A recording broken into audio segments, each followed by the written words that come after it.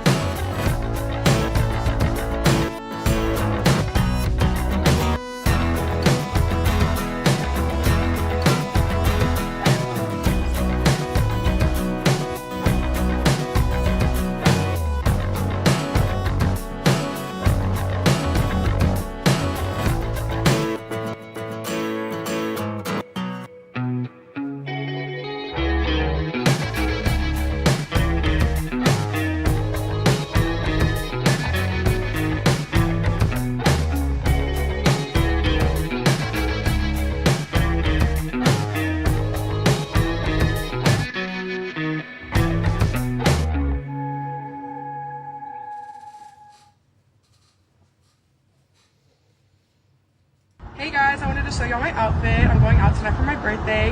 My top is from Amazon. Cuffs and fishnets are from Amazon. This little clutch is from Shein along with my skirt. Leg warmers are not keeping me warm, but they're from Amazon. And then I have pneumonia shoes, and that's it. I am about to catch pneumonia, so I will see y'all later.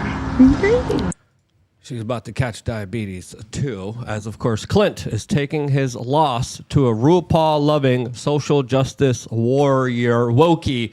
Pretty rough.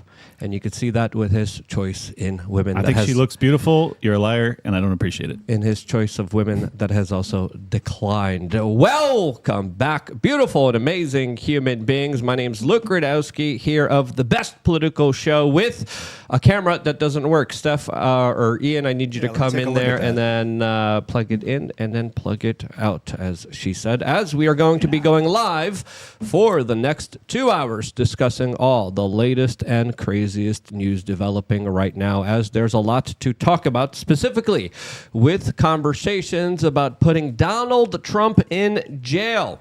Robert De Niro just showed up at the Trump trial. Timcast had Donald Trump on with nearly 102,000 live viewers as the United States is attacking Yemen right now. Lots more news coming from the Middle East, and we're going to be getting into all of it, plus a lot more, all here on thebestpoliticalshow.com. As I would ask you guys to, of course, share this broadcast with your friends and family members, as, of course, there are many ways for you guys to participate in the conversation. One quick and easy way for you guys to do that is to go to LukeUnfiltered.com. By doing this, you get awesome key offers of value, including the nature hikes that Clint missed once again, that we do all over the United States. Go ahead.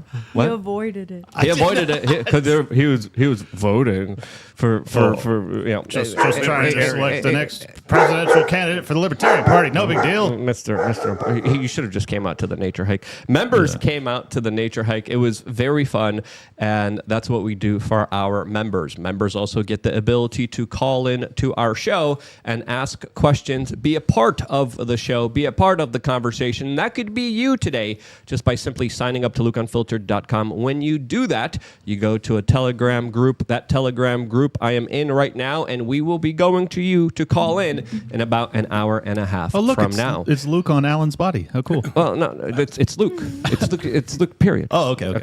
Yeah, My bad. All right there. As, of course, another way for you guys to participate in the conversation is through mysuperchat.com, and this is a way for you guys to donate, but also ask super chats that actually show up on screen. And, of course, this allows you to give most of your money to us. Most platforms take like 30%. Some take 50% for Super Chats. This, only a 3% service charge, and your Super Chats show up on screen, mysuperchat.com. As, of course, we will be reading the Super Chats throughout the conversation today, as there's a lot of really important things to get into. And to help us talk about that, plus a lot more, is Alan Roberts. Alan, for the people who don't know you, who are you, and how would you introduce yourself? My name's Alan Roberts. I'm a weight loss specialist, but I also talk a lot about politics. I was a healthcare executive for about a dozen years and decided to leave the industry that doesn't try to help people to try to help people lose weight and be healthy.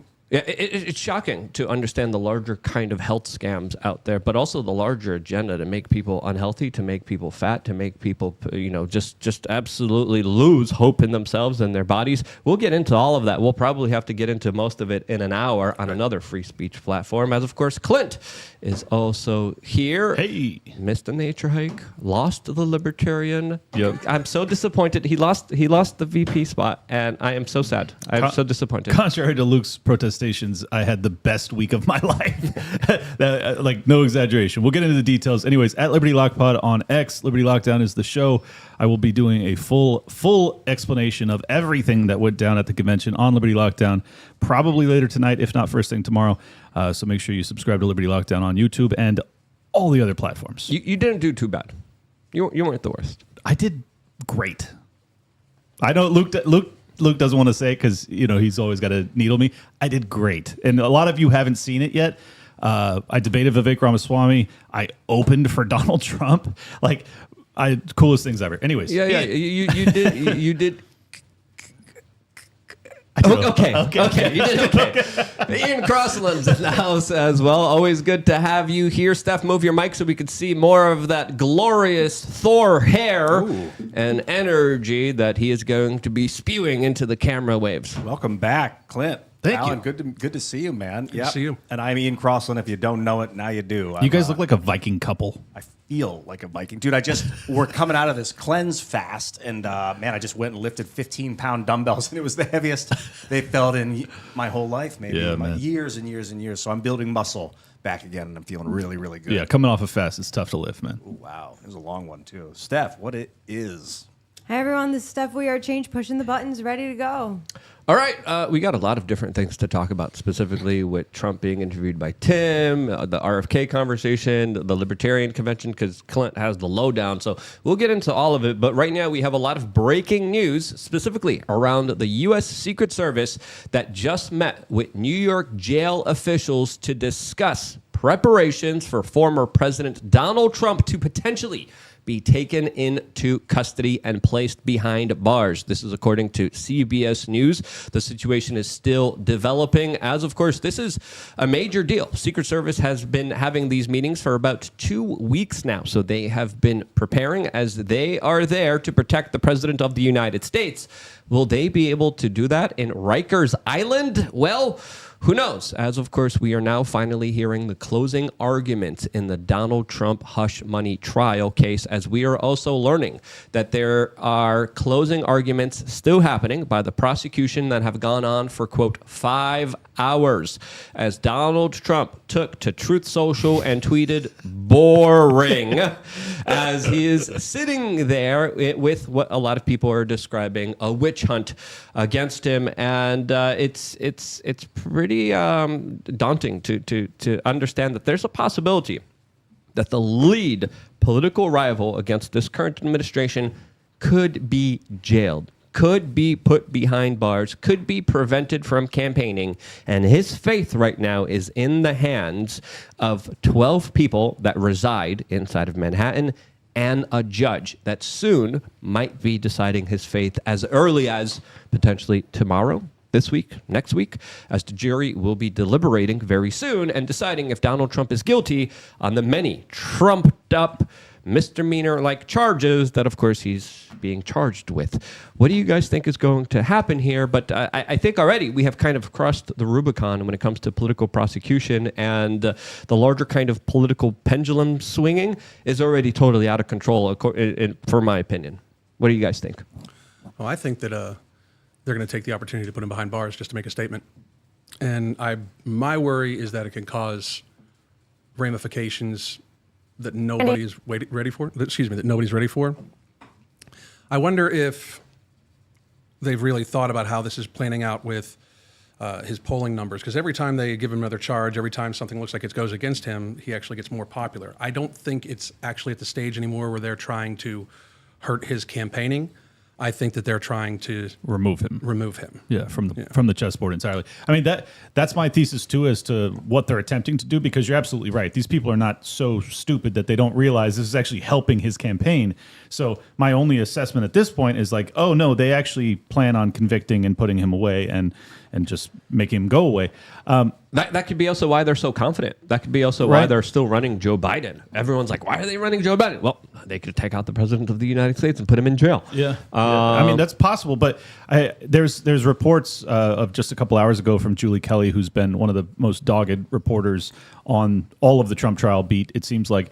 And she's saying that there are reports, I don't know if it was the prosecution or someone, but someone was overheard saying, we've lost 7 of these 12 jurors. Like, it's over. So if that reporting is correct, then it looks like he will be exonerated, or at least the jury will be hung. So I personally don't think he's going to be convicted. I had agreed with Luke and Alan that like this looked as if, Manhattan jury, how could you possibly not get the conviction? But if that reporting's right, then maybe he is actually going to walk, which would be a whole different level of interesting. Then you have the Antifa risk and all sorts of wildness in New York. And I'm like, I don't know how, either way, this is going to be potentially very dangerous. Yeah, the case against him isn't strong. No. Even CNN analysts are like, yeah, they don't really got this one. No. And they're allowing Michael Cohen to be their key star witness when he committed way more egregious crimes than the president of the United States. And the prosecutors are saying, that's okay. We'll get Trump on the misdemeanors, even though Michael Cohen committed these felonies, which is another clear sign of just dereliction of duty. Clearly, this is a political witch hunt. Clearly, the Department of Justice, clearly, the federal government has been weaponized in a way where it's going after their political prisoners. And this is banana republic-like stuff that is extremely dangerous that we usually see in Latin America. But now having it here inside of the United States really does highlight a larger threat to the social order, to say the least. Call it, were you going to say? No, go ahead. The Banana Republic, or a synonym for that would be an imperial. Like, this is something an emperor would do to someone that was threatening an empire's power. Kind of disgusting to watch. Yeah, well, I mean, it reminds me a lot of Brazil, and I've mentioned this before, but Bolsonaro, Lula, Lula was in prison, then he gets out, he becomes the president, and Bolsonaro flees to America, and then they press charges against him, and it's like, well, that doesn't sound like we're too far off. That sounds like it could be America in a couple of years. You could have Trump that flees from imprisonment, and then I could totally see the GOP getting him back in power somehow, prosecuting him. I mean, he's so old, maybe that can't play out that way. But they're going after everyone. They went after Bannon. Bannon probably will be in jail. Roger Stone had to be pardoned. Yep. Michael Flynn was charged. All the people that represent America first in this larger kind of populistic anti-establishment faction within Donald Trump are being targeted and gone after. But the Gina Haspels, the Nikki Haley's, the John Boltons, they're being promoted. They're being congratulated. They're being essentially protected by the establishment, highlighting here the larger kind of game that's happening here, as it's pretty fair to say that there's probably some deals happening behind closed doors regarding these trials and the future potential Trump administration, as I have a lot of different theories about what could potentially be happening here. I don't want to get into it here, but this does highlight an extremely dangerous situation for this country. Is there a possibility that the judge can throw out the jury verdict and decide to jail him anyway? I have no idea. I'm not a legal expert, but with the way that things have been going with this particular trial, who knows what could happen? I mean, because this presidency has shown that they're very much willing to break the Constitution and ask questions later. I mean, there's even a quote of, I don't know if that's constitutional, but we'll find out later. We'll worry about that later. And they could easily be doing this. To me, this is also a ploy to try to incite Trump's base into another January 6th type event, too. Yep. Yeah, I had that conversation with Ford Fisher, another independent journalist, because he's on the ground. He's covering a lot of the rallies that happen all throughout the United States. And I was kind of talking to him at the Libertarian National Convention, and he's like, hey, man, right-wing protests could happen if they arrest Donald Trump. And I'm like, well, I think a lot of right-wingers are afraid to protest because of what happened on J6th, and there's not a lot of institutions or organizations there to help organize or to help kind of institute these protests. You look at the kind of Proud Boys, you look at all these other kind of organizations and groups, they have been targeted, and many of their leaders are now in jail for 20-plus years. So there isn't an outlet for them to be organized. There isn't an outlet for them to kind of protest. There isn't an outlet to really be organized here, as a lot of people are saying, I don't want to be in jail. I don't want to be J6'd. I don't want to be put in solitary confinement. And I would even say that even if Donald Trump gets arrested, I think you'll see some protests, but it's not to the kind of horror that a lot of people expect it to be, especially with some kind of very strong right-wing protest. I don't think that's going to happen from my perspective, in my opinion. I don't think so either. I mean, Patriot Front is like the only organization that's known that seems like they're still somewhat active, and you guys already know my opinion on that one as to whether or not that's a fed up. So it's weird because like I think that we ought to probably be protesting. Like even if you're not a Donald Trump supporter, I think that the persecution of him is a threat to just the democracy. I mean, if I'm being honest, like that's what it actually is a threat to democracy. I'm not a big fan of democracy, but I am a big fan of justice. And I think that this is an injustice. So that's why I've spoken out on behalf of Donald Trump, despite not being a supporter of his.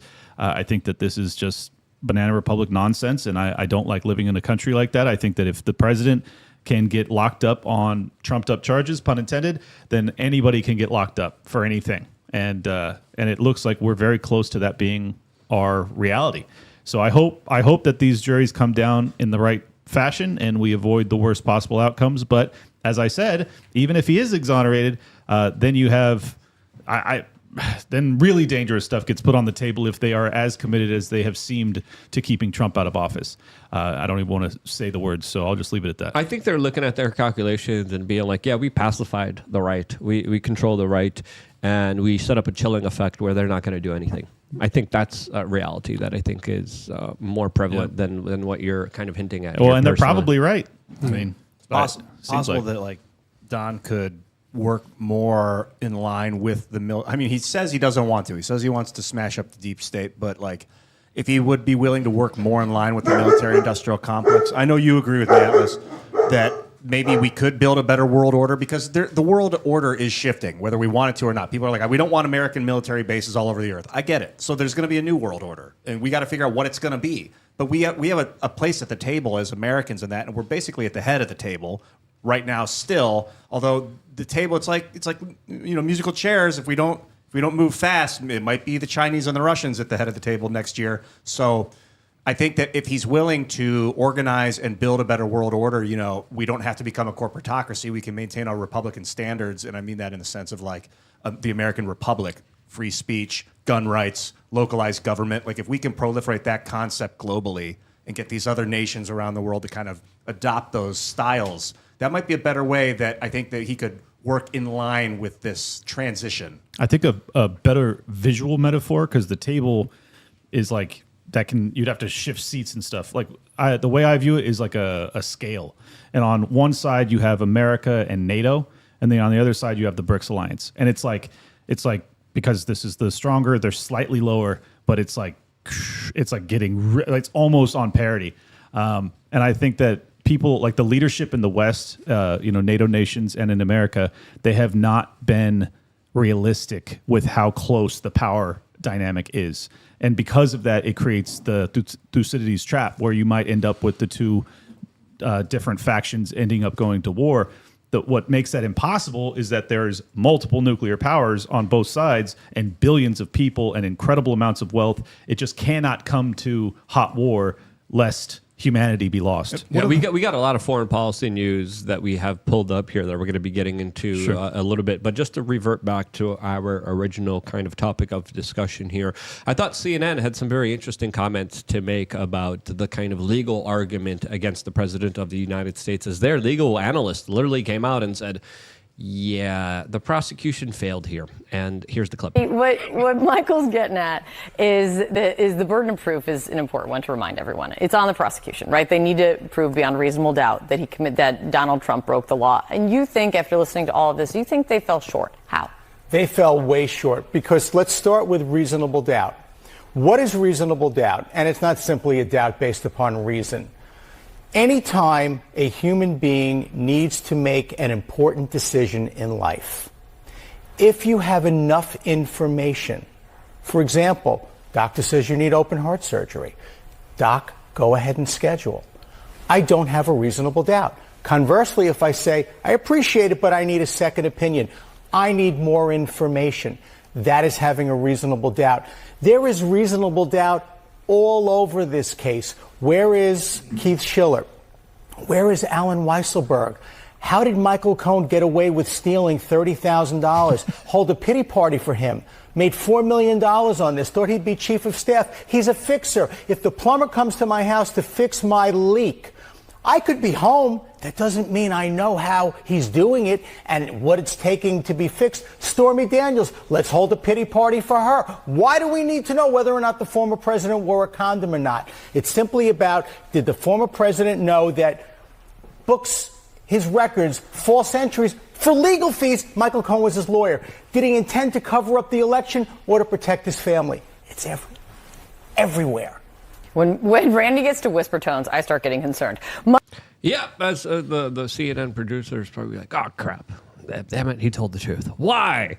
And that's what we're going to be finding out in just a few days from now when the jury will be deciding. Now, the jury could also just say the facts of this case doesn't matter. Donald Trump is a threat against democracy, so we have to destroy democracy in order to, of course, save this nation, and we have to put Donald Trump in jail. So there is a big probability, since, of course, jury nullification does exist. The opposite of that also does exist as well, where a jury could just say, yeah, we're Democrats, we're leftists, we just don't want him to win, so we're just going to find him guilty because we want to. I got to say, I think that the producers at CNN are like, you know what? American democratic republicanism is the superior government on earth. We don't want to be governed by the Chinese and the Russians. We don't want to lose a republic. And this is like, we cannot let this precedent stand if it's not righteous, because it could happen to us. It could happen to any of them. I appreciate your goodwill analysis of CNN, but I think it's ratings driven, that they have lost the audience's trust, and they know that if they do another Rachel Maddow, the walls are closing in on Trump, and it's once again bunk, they're going to lose the rest of their audience. So I think they're trying to like temper expectations so that they don't look like clowns again. That's my analysis. You could be right, though. I hope you're right, for the record. I hope that they actually care about truth. I just don't think that they do. Clowns will always be clowns, Clint. And I don't see them, trying to save face here. I see them just trying to push as much propaganda as they can, no matter what, because I think they already passed the Rubicon in that way. Alan, you had something to say? The other possible scenario of this is that it gives the Democrats and the left plausible deniability of his legitimacy as a president should he get elected. They're not even trying to get anybody on the ballot in Ohio. I think they've conceded the fact that Donald Trump is likely going to win. I mean, the polls are crazy. The cheat would have to be so large that it would cause a revolution, in my opinion, because it would have to be so much more enormous than it was before, especially with his minority support and everything like that. You're saying that they're not even trying to put Biden on the ballot in Ohio? He's missing the cutoff date. Oh, I had no idea. Yeah, he's missing the cutoff date to be on the ballot in Ohio. That would be very, I don't know if that's unprecedented, but it certainly in recent history, I've never heard of such a thing. That'd be wild. It needs to be something like 90 days before the election, right? Or something like that, or 180, 100 and something days before. Mm-hmm. And they gave them an extension till August, I think, 15th. And I don't know these dates exactly, but yeah, they don't plan on naming him until their convention. Okay. So they could just name him ahead of time and he would be on the ballot. But I believe Ohio is just saying like, hey, this is our state law. And they're not making any effort to do it. See, I analyze that the opposite way. It makes me think maybe they plan to replace Biden, and that's why they haven't put his name down. I agree that's a possibility, because I'm not saying it's not. Sure. They might run somebody else, but I don't think that they think that anybody's going to be Trump. 2 hours ago, we got an article here from the New York Times that reads, Democrats adopt nomination plan to allow Biden on the Ohio ballot. So that's according to the New York Times. 5 days ago, Ohio Republicans won't pass legislative fix to allow Biden on ballot. Okay, but so it looks like they'll fix it. They create the rules. They'll make the rules favorable towards them. Right. I think it's pretty clear he will be on the Ohio ballot one way or another, because the Democrats aren't going to lose that. But again, this is something that is worth considering, because Alex Jones made some very interesting comments saying, hey, Donald Trump is way ahead in the polls. Donald Trump is leading. It's clear that the margin of victory that he purportedly has is a lot greater, where they can't pull off any kind of cheat. They can't pull off any kind of steal. So, according to Alex Jones, there's going to be something else in the plan. There's going to be some kind of larger October surprise, as some people are speculating that it could be potentially war. But Kash Patel made a very interesting point on a somewhat popular podcast called Timcast IRL with The second best political show? Yeah. There you go. I like the name of that. I think we should start calling them that. We love Tim, as of course he had, I think, the #1 viewed podcast episode ever. He had 102,000 people watching the podcast episode that involved myself, Kash Patel, Hannah, Phil Labonte, Tim Pool, of course, where we talked about this very exact situation, and we kind of speculated what would happen if Donald Trump actually did go to jail. And I think Kash's comments here were right on the money and pretty accurate to the larger sentiment of what a lot of us are feeling in the room today. That's what they wanted, because the judge in this case and the prosecutors know that they'll never publicly admit, if they jail Donald Trump, he's going to win overnight. Mm-hmm. If Donald Trump is found guilty, which because it's a rigged system, there's a likelihood that he might, they are going to have to allow Donald Trump to stay out on bond while he appeals this bogus trial. Otherwise, this country is going to go nuts. Well, Trump got the hate endorsement from Cenk Uygur. It's not really an endorsement, but Cenk said Trump is going to win. Buckle up.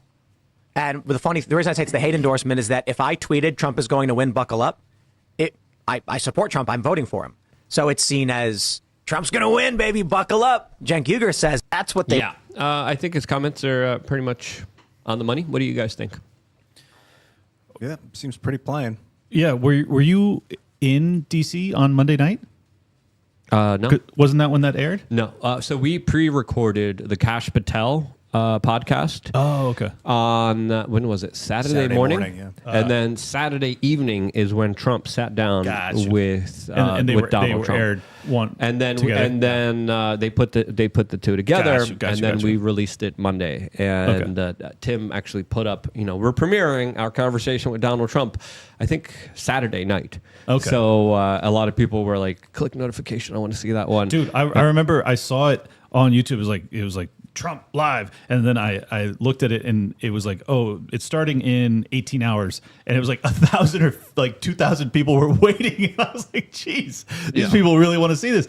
103,000 people are correcting me in the chat. 103,000 live concurrent concurrent viewers. That's nuts. Big. That's insane, and that's huge for independent media. We talked about this a little bit yesterday, but this is a major victory for us. This is a major victory for anyone who is a small and independent content creator, as we now are getting the interviews. We now control the conversation, and we're leading the way in a way where I'm kind of shocked myself, to be honest. Too, man. It's amazing. And despite my light jab at Tim saying second best political show, huge kudos to you, dude. I know you've been trying to get that interview forever. I'm so glad that it happened.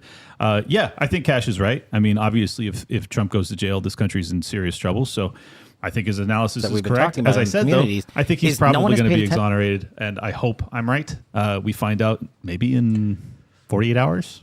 Well, we'll see. Well, the jury's going to be deliberating soon. They're still doing closing arguments, as the video already has nearly 1 million views, 600,000 views in 22 hours. And, of course, a large portion of that was with Kash Patel, where we got into the Ukraine spending. We got into Julian Assange. We got into editing the Federal Reserve. We got into the events of 2001. We got into the classified documents. And that conversation, I think, is more important than ever, pushes the Overton window. And if anyone within the Trump camp is watching it, there definitely is going to be issues and topics that were brought up on that show that probably have never been brought up to them, that the corporate media would never touch with a 10-foot pole. So, again, major victory for independent media, and it's incredible that we're able to pull this off. And there's only bigger things ahead. As of course, we also interviewed RFK Jr., which was incredible. Shouts out to RFK Jr. for coming in and allowing us to talk to him, allowing us to ask him questions in a totally unfiltered way. There was nothing that he said that we couldn't get into, and we got into everything. A lot of the controversial stuff as well. I was working all weekend. Obviously, was that a full 2 hours with RFK? That was a full 2 hours. Wow. Yep. What was your personal takeaway about the man? Very good question. he did answer some of the questions, but my feelings about him are a little bit mixed, because he does have a track record of doing a lot of good, especially when it comes to medical freedom, especially when it comes to fighting a lot of the poisons that are out there. But there's also a lot of other stuff, especially when it comes to some of his policies that I adamantly disagree with. And we kind of hashed it out. We talked about the Second Amendment. We talked about the situation in the Middle East. We talked about him flying on the Lolita Express. I even directly kind of asked him if there were extortion efforts on him with him previously hanging out with Mr. Epstein, and he described flying with Epstein and Epstein being very mean and rude to the people around him. And then he kind of called him a liar, and then went into detail about that larger kind of story, to the point where he hasn't really told anyone really about this. So a lot of people were like, you were mean to him. I was like, I needed to know. I wanted to know all of these things. No, it's really important for the electorate too to know. Yeah, and you know, I'll be honest, I don't care who's in the room. You're trying to be my overlord. You're trying to be my master. You're going to have some serious questions. Like, of course, I'm going to have some legitimate concerns and issues, especially when it comes to the right to self-defense, especially when it comes to a lot of the kind of bigger issues and things that a lot of people are too afraid to bring up to a lot of powerful people. But you know, if I have a career that's known for being too harsh to powerful people, good. I look forward, and that's what I'm supposed to be.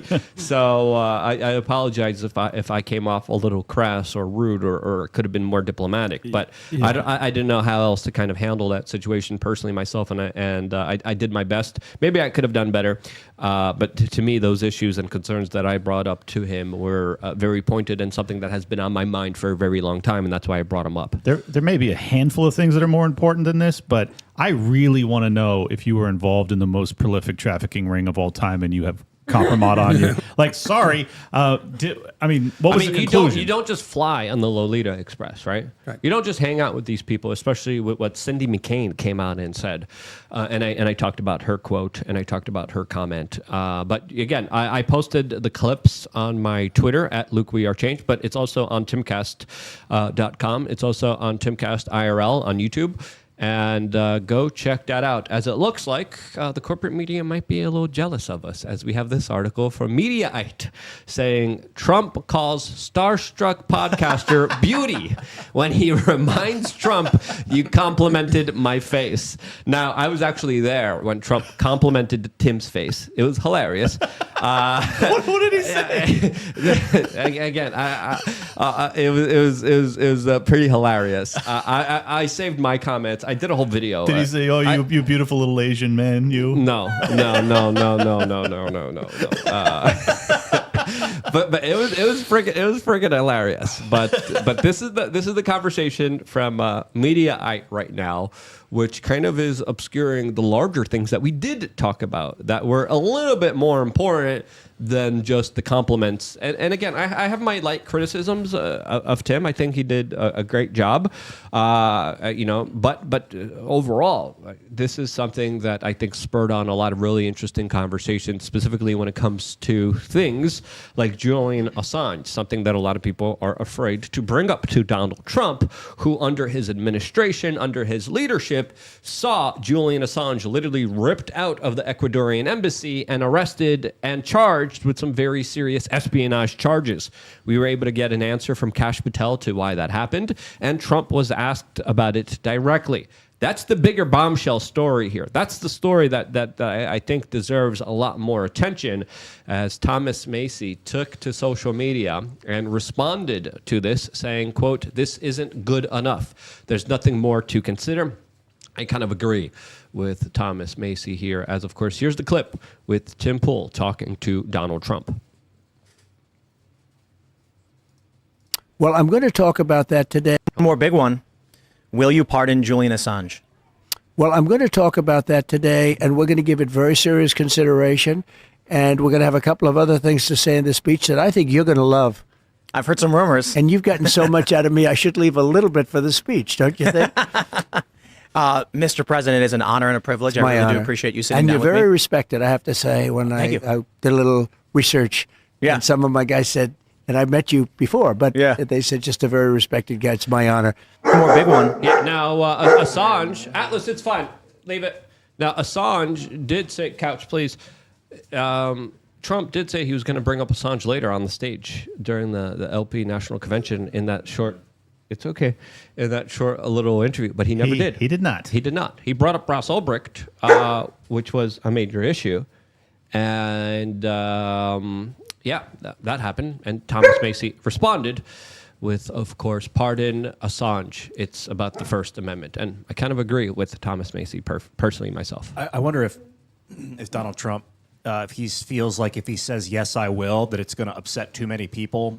And he just doesn't want the headache now. Who will it upset? It'll upset the CIA. It'll upset the deep state. Right. Mm-hmm. But it's not going to. So we got to make that distinction. It's not going to piss me off. It's not going to piss off the general public. The general public loves when you free people. And I think the general consensus is we need Assange free if we love and consider and actually respect the First Amendment. I agree, but I like Don a lot, but like one of my criticisms is that I feel like over the years he's said too much. Like he's telegraphed what he's going to do next, and it's given people a chance to get in front of him and stop him. Like, whereas I would rather, it would be nice to hear him say, yes, I will. I don't really care about platitudes, but it would be nice if he gets in there and just does it all. That's what I'm looking for. For that to happen, he should definitely have somebody like Thomas Massey as his VP. Bingo. Because, and this is for his own protection. Yes. Because they're afraid of Trump, but a Massey presidency would terrify the deep state.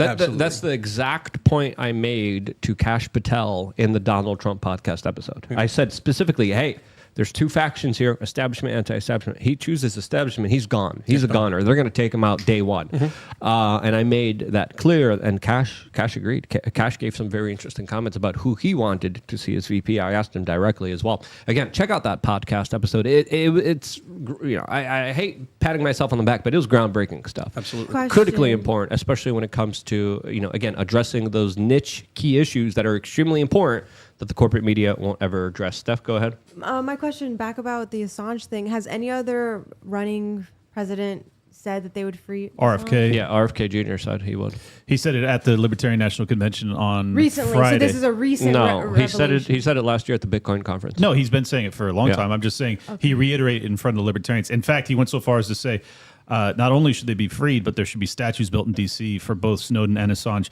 That's the level of platitude I'm looking for. But look, I understand Ian's perspective. I certainly understand that he has been cut off at the pass on some things, but at the same time, you didn't do it in your first term. In fact, you had Mike Pompeo, who was responsible for planning an assassination attempt against Snowden. Assange. Excuse me, Assange. My mistake. I need to know that is off the table. And what I heard last week is that there was rumors that Pompeo might be back in his cabinet in some fashion. And it's like, all right, well, the mixed messages are what really disturb me. Like, if I knew, then it would be okay, but I don't. So now I need you to tell me. That's kind of where I'm at with it. And if he's not willing, then I don't know how I can support him, because what Pompeo attempted to do would have been a catastrophe for the First Amendment. I mean, it basically ends journalism freedom, in America, if not on the planet. It's really dangerous, and it's a really big deal. And for the life of me, I don't know why he can't give I do know why, but at the same time, just signal a little bit better, dude. Give me a dog whistle. You're going to free the guy. Any signal will be read by everyone that's combing through this with fine too. This is their job, is to watch every word and try and cut him off at the pass. But then have him turn around and say to whoever the deep state guys are that are going to threaten him, I'm just bluffing to get in here. Just lie to them, and then get in there and do it. Yeah, and we have to remember, a lot of these are campaign promises. It doesn't mean that he's going to be able to get a lot of them done. Steph, we have some super chats on the bottom right-hand corner of the screen. Can you please read them? We have Andrew Jacobs saying... Read into the mic. We have Andrew Jacobs saying, make libertarian, not chase again. Smith Russell, 28. If only, brother. If only. We've got Cody Justin Fannin saying... Do you guys think the LP nominee is a plant? I asked that question earlier. I'm no libertarian, but was considering registering as one. After this, I won't be. He is not a plant. He is a human. Wait. Would you guys like me to get into this now? Or, yes. Wait, one more super chat here, because it's related to the conversation that we were having. Sure. Steph. Okay, so we have Adam Platts saying if Trump says publicly he will pardon Julian Assange, Assange. It could be a death warrant for Assange or both of them. And then one more. That's kind of Ian's point, yeah. Beatrix Rumford, Alan rocks, but I like Luke and the libertarian guy too. Hey, my name's Kurt the, Russell. The libertarian guy's okay. I called you Kurt the first time you interviewed me. I would lightly disagree with Ian and Adam Platz because that's a theory. There's speculation in there. Donald Trump has been very aggressive, and the answer that Kash Patel gave us and the bits and pieces that me and Tim were able to put together do explain why Trump went after Assange and why he didn't pardon him. So it's not that there's a bigger threat here, and the CIA guys are saying, we're going to take both of you guys out if you do this. No, there's far more things happening behind the scenes politically. But yeah, we could get into that other stuff. You want to take it away, Clint? Well, I'm more interested in hearing what you think. You didn't watch the episode? I was working all dude. I was like running for vice president of the United States. Got me some slack. Can you just give us like a 30-second? Watch the process. Fine. All right, so no, I don't think that Chase is a plant. Chase Oliver won the presidential nomination for the Libertarian Party. The Libertarian Party is now in shambles. The internet is ablaze. Everyone is losing their mind. It is in my estimation, a very woke candidate, which is exactly counter to what the Mises Caucus was trying to put forward, which was the more Ron Paulian wing of the Libertarian Party. We lost by the slimmest of margins. My race was lost 47-51, 30 votes at 12:30 in the morning on Monday morning, more than 36 hours after the nomination process for myself was supposed to have transpired. But if you would have won, you would have been Chase Oliver's VP. Correct. And wow. and for the record, I would have easily won had the Mises Caucus candidate won. He did not. He had a bit of a breakdown on Saturday night that I'll detail more on my show. But you mean Rechtenwald had a breakdown? Yeah, a little bit when he was giving his speech before Trump. I don't look. It's detail crazy. it on Rumble. Yeah. Okay. Maybe. Well, Newsweek is reporting that he took some stuff. Yeah, he took an edible and it was not good. That's very libertarian of him, though. Yeah. That's very true to the principles of a lot of libertarians. It's apropos for the party, but I just want to be on the record. I was there for 6 days, and until I was done with all of my biggest duties, I did not even have a beer. Your biggest duties? Stop it. He was in the bathroom a lot there. I can confirm. But I had look. So basically, there was about 800 delegates. The way it works is that there's 800 or 900 delegates to start off, and because there was these delay tactics, and we now have leaked screenshots from, I don't know if it's Telegram chat from the enemy faction, the woke faction within the Libertarian Party, but they said stall, do whatever you have to delay proceedings. So they delayed the elections until our camp had to go to work because all these lazy woke people don't have jobs. So we lost well over 100 of our delegates before my election even came to pass. And I saw my people walking out going, dude, I got to catch my flight. I got work on Monday. Lost massive amounts. And I ended up losing by 30 votes. So we're talking about like definitely enough to decide that. And that was with me being paired with Chase Oliver. And that would have been extraordinarily antagonistic. And so some of the Mises Caucus people voted against me too, because they were like, this is going to be too adversarial. So it's very, very complicated political dynamics that went into this. But long story short, I actually did better than the presidential candidate. I had the greatest probably moment in my political commentating career, debating Vivek Ramaswamy and doing a really great job, in my opinion. I'll upload that to my YouTube channel too, so you guys can check it out. Then opened for Trump, had a pretty good speech there.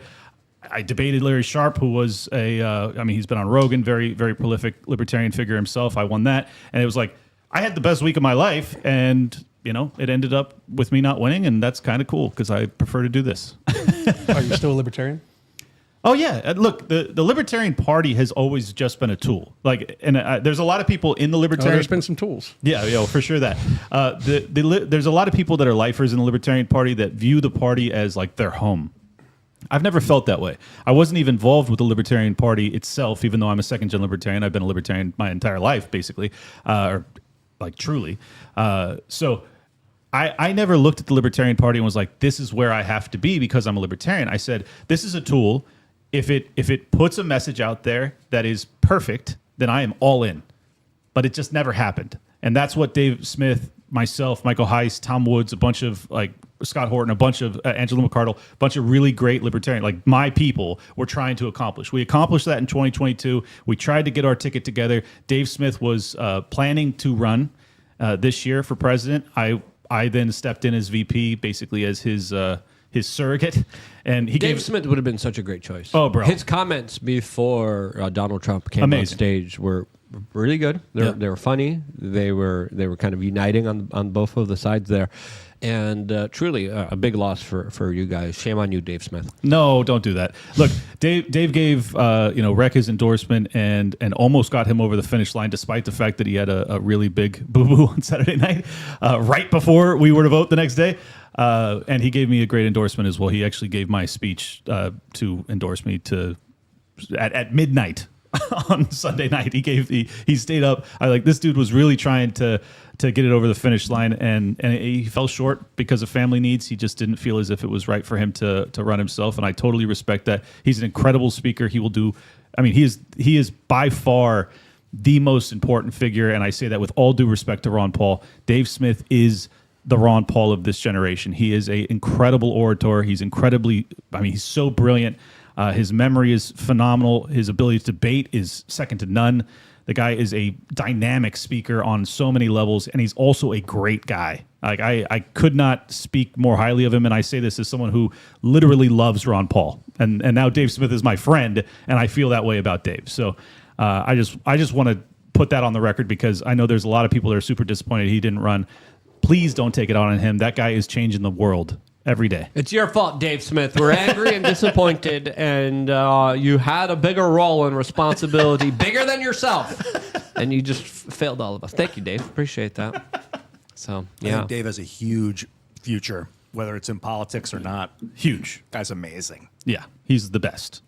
And one other, I gotta get this note out there because it's so cool. After I debated Vivek, which by the way was moderated, it became more conversational than it was a formal debate. It was but Dave was the moderator, and we got off stage in the back, and he just gives me this big hug, and he's like, dude, I could not have done anything better. And that was, for me, that's the highest praise I could possibly receive from like any human being, because I look up to Dave so much. So that was really like kind of a cherry on top of me. It's so weird because everyone's like, I'm getting all these like conciliatory, DMs going like, dude, I'm so sorry. Like, you were obviously the best choice. I don't know what the F happened. And I'm like, no, this is great. Like, I'm genuinely happy about everything. I am extremely disappointed. I am very angry, and I'm frustrated to the gills that I was not miserable for the next 6 months. This is why Luke's so upset. I mean, a Chase Oliver, Clint Russell ticket it would have is been what fireworks. what America deserves. It would have been All right? fireworks. This would have been the party that would have started the debates between the wokies and the non-wokies. This would have been the conversation that would have been incredible to have over and over and over and over again. Can you imagine Joe Rogan, Clint Russell, Chase Oliver? It would have been nuts. Because that was the other thing. So right before my election, after Rectenwald had lost, there was like this hour and a half gap, and I can't tell you how many delegates came over to me, and they were like, look, I'm really concerned about this being too contentious. Can you work with him? And I said, look, I will maintain open lines of communication with him throughout the campaign, but I am going to tell the truth no matter what. When I debated Larry Sharpe on Friday night, that was my promise to you guys, that no matter who I'm paired with, whether it's the guys that I like or the guys that I don't, I'm going to tell the truth 100% of the time. And they were like, that sounds like you're going to be contentious. And I was like, maybe. That's crazy, dude. But then a lot of them didn't vote for me because of that. But I told the truth. I wasn't going to lie to them even then, even when it probably would have got me the nomination, because I do not care about playing politics. I want to tell the truth. Like the Ron Paul revolution is the reason I'm in this. Ron Paul never lied, ever. That's the whole reason he's such a legend. That's the whole reason that I'm here. Dave Smith is here. So many great figures are here. You have to tell the truth. That's what America's looking for. So I want to ask you now, with Chase Oliver as the nominee, will you be voting for Trump? Before that, Steph, read the super chats on Telegram and then YouTube, please. We got Fire Hazard saying it is about damn time you have Alan Roberts on. That's right. I agree. It's a big risk for people. The YouTube stuff. Beatrix Rumford saying, Alan rocks. Oh, we did this one. Michael Malice, press secretary. Yeah, that would have been great. It would have been Dave Smith, Clint Russell, Michael Malice, myself included. That's that right. would work with all of those guys in some kind of capacity, in some kind of role. Ian Crossland would have been there too. Yep. The Beanie Man would have been there too. Department of Graphene, Ian Crossland. Imagine that powerhouse. I'd be in honest, man. the national discourse right now. And it's all because Dave said no. Well, no, I'm willing to work with the government at this point, like whoever needs me, whether it's Donald Trump, Joe Biden, Dave Smith. I don't care. I want to develop and enhance our Department of Energy. I want to take the top and move. Like, we have so many resources that we can compile to alter our fuel structure with hydrogen fuel. We can utilize the carbon-based fuel system and turn it into graphene. We can rebuild our housing. Like, we can build tens of millions of houses with this material, pulling it out of the recovered plastic that Boy and Slat and the Ocean Cleanup Project is doing, pulling all that plastic out of the North Pacific Gyre. We're on the cusp of something really great if we allow it. Kash Patel actually said that he wants me to be the declassifier of declassified documents under that'd the be Trump fantastic. administration, and I immediately said yes. I would disagree. That's like your dream job. I was like, family-friendly show here. I can't describe what I want to describe here, but I was like, yes, right away. I don't know if I would. I would kind of disagree with those sentiments, but hey, 2028. Oh, the world won't exist then, dude. Yeah, it'll be over. You're way too It'll be optimistic. over. It'll be like a world war, famines, economic collapse. But hey, maybe then Dave Smith could get his ish together, and then we could rally with him, and then it'll be me, Clint, Tim, Ian, Dave Smith, and we'll be a part of the new administration leading the way. And then that's an actual real possibility. With the kind of trajectory that we're all on, with the kind of like work that we're doing, the achievements that we're making, the trajectory that we're going to. I don't want to, sound too grandiose or egotistical, but that's a possibility. I think we need to make mass pardons. The only way it's going to happen is if we forgive across the aisle. But yeah, here's my question now. With Chase Oliver as the LP candidate, will you be voting for the LP candidate, or will you be voting for Donald J. Trump this upcoming election? Well, I can promise you one thing. I'm not voting for the LP candidate. I have been nuking him from orbit for 36 hours. So that's not happening. Chase Oliver, by the way, is welcome on this show to have a civil discussion. If you watch the show, we have very controversial guests on. We had people that had the craziest ideas of government in your life to the fullest and biggest extent, and we still were extremely respectful to those bastardized, horrible ideas, and we will be respectful to Chase Oliver if he decides to come on this show. As soon as they nominated him, I messaged him. I was like, we want you on the show. He is welcome, and I think it would be a great time to have that conversation. So Chase Oliver, open invitation, private invitation, come on this show. We would love to have you. We would love to have that discussion. So that's a yes. Trump 2024. Clint Russell endorsed. No, not what I said. I just want to clarify. I have offered, so as has Josie the Redheaded Libertarian, for 6 months or so now, to have a conversation with Mr. Oliver publicly, like any platform anywhere. He has ignored or declined or whatever you want to say the entire time. And I do have one of the largest libertarian channels, so I am of the opinion that because he was obfuscating his views and he had a bunch of tweets that are now circulating very heavily, and I was going to call him to the mat on that, he did not want to engage with me, and I don't think he's going to want to engage with me moving forward. I think that you fear me, Chase Oliver, and I'm going to put that on the record. However, if you are more courageous than I believe you are, and I'm pretty confident you're not, then I will see you in Miami, and we can have a respectful conversation about our policy disagreements. I welcome it. Sincerely, I do. Are you going to be voting for Trump, sir? What are you doing? I'll be voting for Trump. Yeah, I figured. Ian, what about you? And sorry, Alan, finish your comments. Ian has something to think about. I'm not even really that big of a Donald Trump fan. I believe he very much mishandled 2020. Up until then, I was a huge fan. But my worry is that we would have a repeat, because it's not like they wouldn't. If he gets elected, it's not like they're not going to try to throw something else. But I'm also not. I'm a pretty intelligent guy, even though I don't look that way. And there's no way I'm voting for anybody but him. Yeah, I understand that sentiment. Well, I got really weird news after my debate with Vivek. Someone said that I am on. So Trump's speech, he said that they are planning to put one or more libertarians in the cabinet for the Trump team. Who knows if that's just a campaign promise? That's me. I'm the declassifier czar. I'm already in there. Get out of there, Clint. It's not you. Then It's me. maybe it's Luke. But I was told verbatim that I am on the Trump team's radar. That stunned me. But we'll see what happens. I thought that was very interesting. It will not, for the record, it will not change my coverage of Donald Trump. I think I've been very fair in my coverage of him in terms of positives and negatives.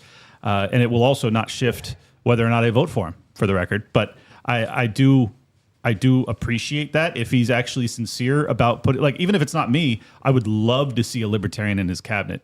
In fact, I would almost prefer it not be me, just as with the VP candidacy. I really want to see a libertarian in the cabinet. He was talking about potentially putting a libertarian in charge of the pardon board. That would be just an immense, that would be the biggest moment in Libertarian Party history if that's what comes from this past weekend. So you never know. Automatically free Roger Ver, free Julian Assange, free Edward Snowden, free Ross Ulbricht, free all the people who committed nonviolent crimes. Yep. Dexter. Violent criminals, you got to lay the law down. Violent criminals and are the biggest kind of people that create the most kind of harm to society, and for some reason we keep letting them go, which doesn't really make sense. Ian, look, I asked you a direct question. Will you be voting for Donald Trump? I don't know yet. I think that I serve that office over any man. I don't really. If the man goes crazy, then I will not serve that man. I will serve that office to its utmost, and I need to put the best man in that office right now. And if it's Donald Trump, then it's Donald Trump, and I don't see a better option at the moment. I was really looking forward to you, Clint. Thank you, dude. For a lot of reasons. I appreciate that, man. That's awesome.